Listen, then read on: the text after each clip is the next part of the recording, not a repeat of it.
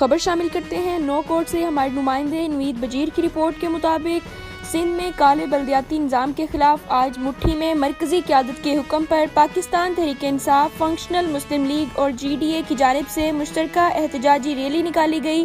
Rally पुराना नाका से होती हुई कश्मीर चौक पहुंची, जहां PTI रहनुमा कृष्ण शर्मा, फंक्शनल मुस्लिम लीग के ज़िली सदर खलीफा सुल्तान राजर, सैयद साइन रुनुशा, मोहम्मद इस्माइल रामो दीगर रहनुमाओं ने मुजाहिरीन से खिताब करते हुए कहा कि पीपल्स पार्टी के 13 साला दौरे हुकूमत में करप्शन, भूख और बदहाली सिंध को दी गई और सिंध के मदनी मसाइल को 3 वॉल किया गया है।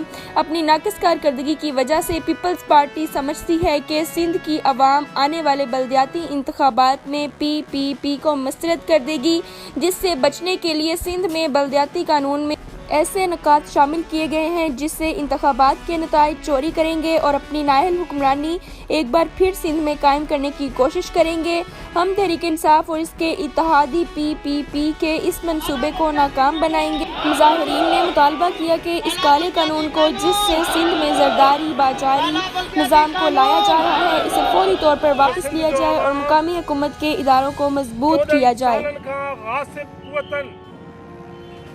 जेके जमूरत जो लबादो वठे सिंध के गुलाम रखियो वेठा आहिनि, उन्हनि जे खिलाफ़ सरापा एहतजाज आहे।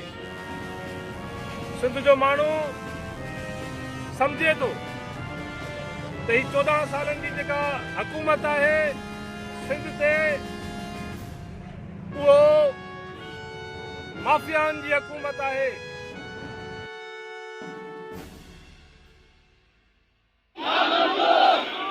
काला बल्दियाती कानून, काला बल्दियाती कानून, काला बल्दियाती कानून।